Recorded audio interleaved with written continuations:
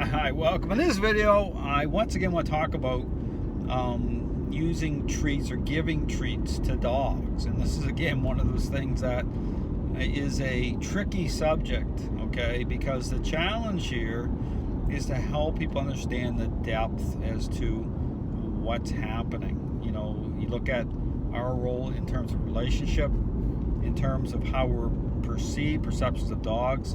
This whole issue about emotion. Okay, I understand that it's very interesting when I go to sessions, I go into people's home environment, and it comes down to, you know, a certain point of the conversation, you know, people ask, okay, when can I pet my dog? Can I pet my dog now? When can I pet my dog? Okay, that will come up a lot, okay, and very interesting, okay, it's always those who are in the worst shape, okay, it's the people who have more emotion going on. The dog's gained a higher level of control in the relationship, and so they will struggle, okay, a lot more with this issue, okay, in terms of connecting with their dog that way, emotion, seeking that out, you know, really having a difficult time, you know, in terms of reconciling, okay, this issue. And, you know, and it's no accident. Understand that people who struggle, okay, in terms of the relationship with their dog, are struggling with the worst behavioral issues. The common kind of theme here, it's always those who have a more of an emotional connection with their dog. And so, you know, this whole thing with, again, reversing a relationship problem, focusing again on, you know, bringing influence into the equation by way of how they're getting them to interact differently, the type of intervention, that has to be the main focus, the driving force, okay, with, you know, moving towards a better relationship. But again, understand this plays into the same thing with treats, okay? Understand treats tie in the same way. You know, if you're giving your dog a treat, number one is typically through training, then you're assuming something. You're rewarding for a assumed state of mind, which more often than not is not lining up at all, okay? But then understand how this layers up through relationship, okay, through the emotional part of this, okay? Emotion is still being projected. It's still part of this dynamic. You know, it's still part of it. And understand that dogs are the greatest human lie detector on the planet. Understand they know whether or not, you know, you're changing or not. You're really changing. And understand that once you're in a deficit, once you're in, and this is part of the issue, is people don't really understand or have a sense of just how much in the hole they really are. You know, how much, you know, their role plays, how absolutely critical it is in terms of, you know, diminishment of unwanted behavior issues by way of, you know, starting to interact differently. You know, understand emotion plays such a tremendous factor in all of this.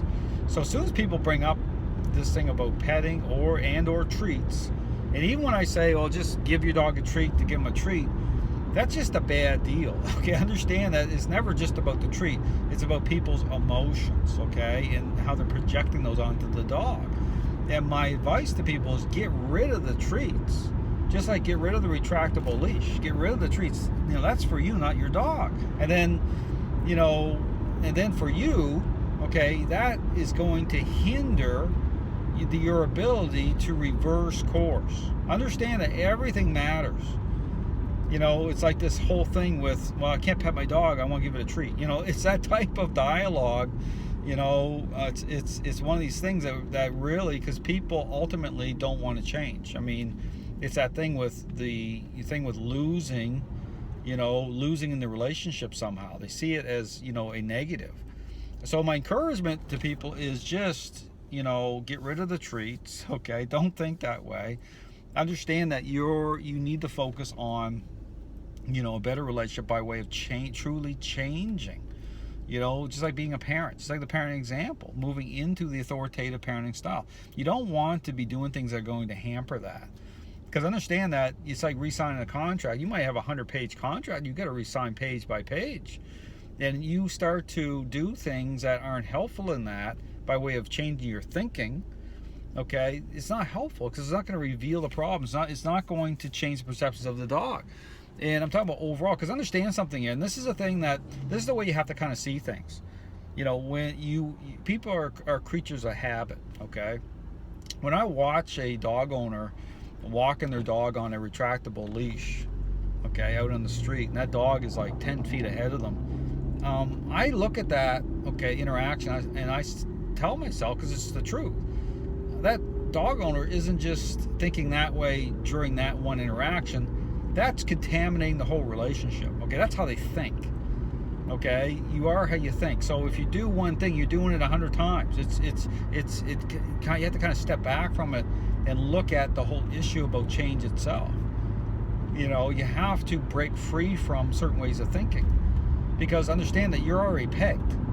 Okay, you have to, you're already pegged. You're already perceived a certain way, and so you have to convince the dog that you're changing. And the only way that can happen is to break away from the old way of thinking.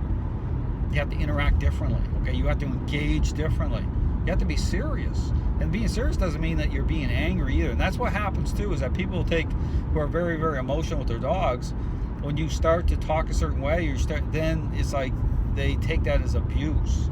Then you're in really bad shape, okay? Because there's no context here. They're not able to reconcile because they're so far over one side, that if you try to get them to come to the middle, they fight that so hard. And this is where, again, when I'm dealing with people interacting or having a conversation, you can tell the ones that are in the worst shape, because they're the ones that are challenging you on every movement, on every response to the dog, how the dog looks, every reaction. They challenge on all of it. They question all of it. And you just say to yourself, you know what, this is not going to work. I mean, I feel bad for the dog, but this is going to be difficult. Because understand something here, you have to come to the end of yourself. That's the only way change, and that means going into a different, parenting style. But you have to come to the end of yourself. You got to bottom out. Okay, that's the only way it's going to happen. I mean, nature's that way. Dogs are that way. And the reality is that you can be led into believing things that aren't true by way of appearances with dogs. Dogs are amazing animals. Nature's amazing. And it'll take your legs out, but again, it reveals your true motives. It reveals your true motives. So again, my encouragement is, get rid of the treats, take a different path, think different, and great things will happen once you do. Thanks for watching.